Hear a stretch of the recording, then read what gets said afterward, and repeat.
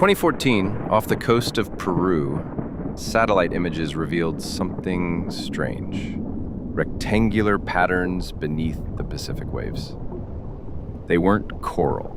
They weren't rock formations. They looked constructed, perfectly aligned, grid-like. Some said this could be the ruins of a forgotten city. Others whispered Atlantis. But deeper than myth was a question science couldn't answer. What lies beneath those waves?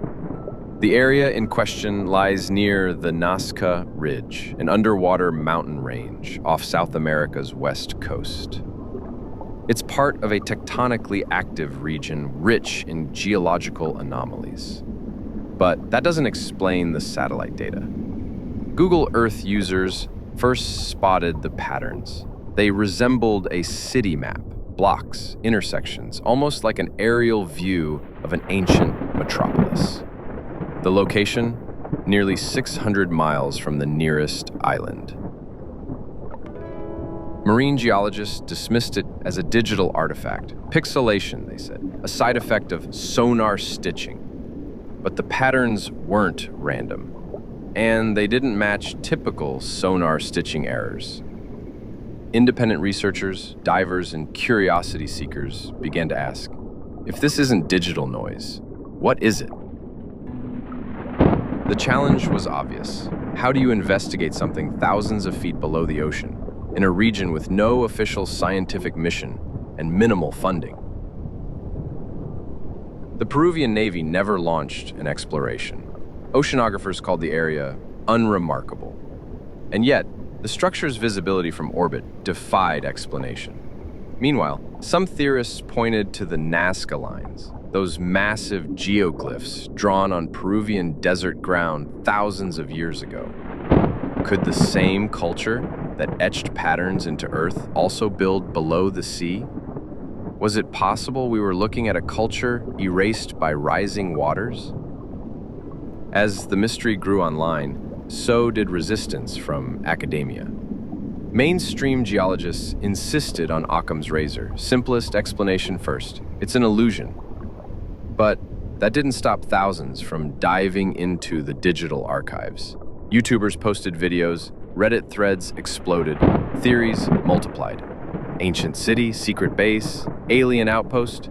Some even tied it to tectonic memory, structures distorted by shifting plates, revealing past civilizations now drowned. But here's the real conflict: science versus access.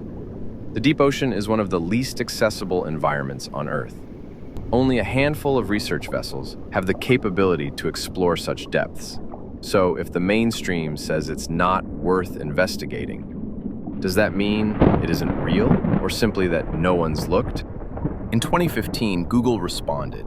They confirmed the lines were artifacts from sonar data collected by ships mapping the ocean floor. According to them, the grid pattern resulted from ships moving in straight lines while collecting bathymetric data. Case closed? Not entirely. Because in some images, the pattern doesn't align with ship path.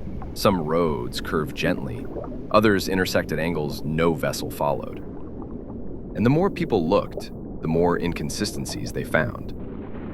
Experts from private research groups insisted the grid is too geometric, too consistent, something physical, not digital. Still, no official expedition went out. No robot submersibles, no underwater cameras. Just silence. No proof, no disproof. So what do we do with silence? When there's no one willing to dive deep and confirm, are we left with speculation forever? Maybe. Or maybe this is how all great discoveries begin. With uncertainty, with an image, a pattern, a question that won't go away. The ocean covers 70% of our planet, yet we've explored less than 5% of its floor. If something existed before us, if a civilization rose and fell beneath those waters, we might never know. But we might catch its echo, in stone, in shape, in the shadows below. There are three things this story teaches us. First, not all mysteries are errors.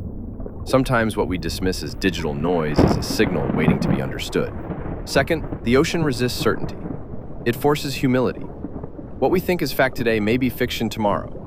New instruments, new eyes, new depths. And third, curiosity matters. It's the spark that pushes us to ask again, look again, dive again, even when the answer might not come easy.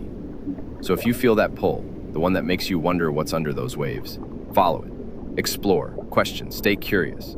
Because whether it's sonar glitch or sunken stone, something is there. And curiosity is the only vessel that can reach it. Subscribe to Beneath Unknown. Dive deeper with us.